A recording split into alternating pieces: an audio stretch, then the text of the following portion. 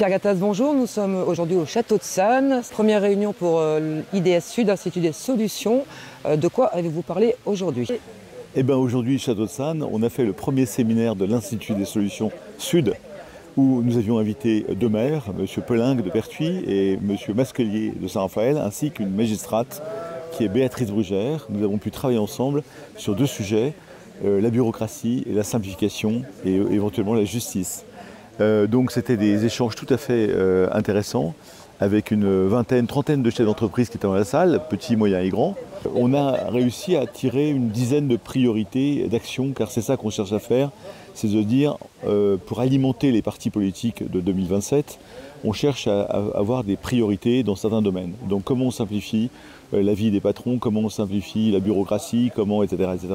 Donc on a tiré une dizaine de priorités sur lesquelles nous allons travailler, et nous alimenterons à la fois le grand public de ces réflexions, mais surtout les partis politiques, pour leur dire, écoutez, si vous prenez le pouvoir un jour en mai 2027, voilà ce que la base, le terrain, les chefs d'entreprise, petits, moyens et grands, les commerçants, mais nos salariés, qu'on intègre aussi dedans, souhaiteraient avoir pour qu'on reparte sur la croissance, on reparte sur l'optimisme, l'enthousiasme et une vision positive de la France. Si vous deviez sortir de ces 10 propositions, les 3 principales, lesquelles citeriez-vous?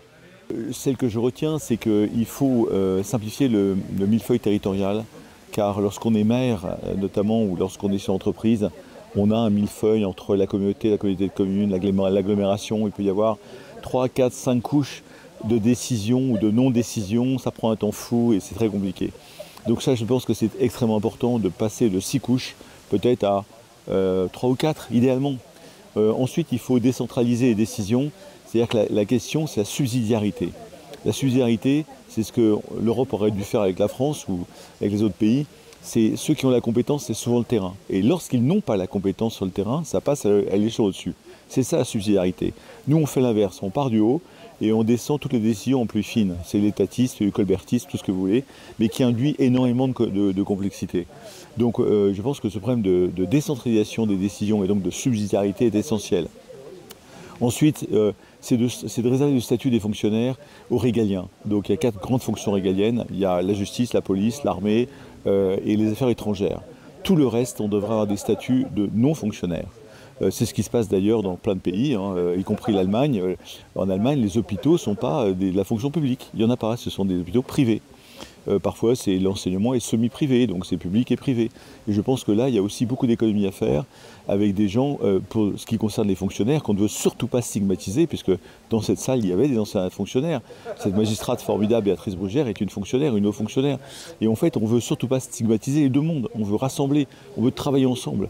Et donc, en fait, trouver des moyens pour que chacun y trouve sa simplification, son épanouissement dans son travail, sa raison d'être dans son travail, et que les uns servent les autres. Est-ce que la France est vraiment prête à adopter ce genre de mesures? Alors en effet, on a parlé de la culture, en fait, de la culture de la France qui est très étatiste, etc. Mais je pense que lorsqu'on explique aux Français où est-ce qu'on veut aller, dans une vision positive à 5, 10, 15 ans, 20 ans, de croissance, de prospérité partagée le plus possible, de partage de la valeur ajoutée, eh bien il y a des fonctions qu'on doit pouvoir améliorer, et encore une fois en gardant le meilleur. Et le meilleur dans la fonction publique, c'est police, justice, les médecins, les infirmiers, les enseignants, tout ça. Il faut non seulement les garder, mais les renforcer.